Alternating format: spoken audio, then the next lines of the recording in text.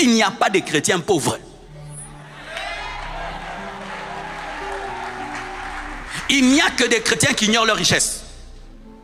Paul était pauvre. Pierre était pauvre. Ils ont laissé des maisons. La richesse d'un chrétien, c'est celui qui habite en toi. La richesse d'un chrétien, ce n'est pas ce que tu as dans tes poches. Je vais te démontrer.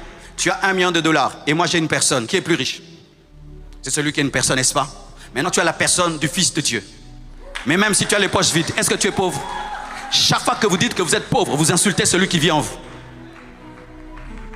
La chose la plus importante dans la vie d'un homme, c'est être, ce n'est pas avoir.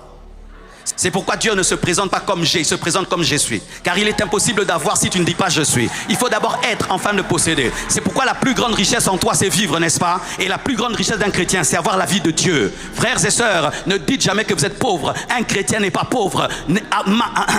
Manquer l'argent, ce n'est pas être pauvre.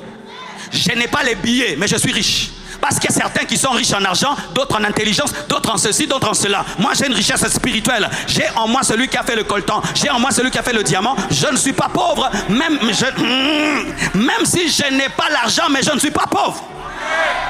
Même si tu manques de maison, même si tu manques d'argent, tu n'es pas pauvre. Arrête de dire cela.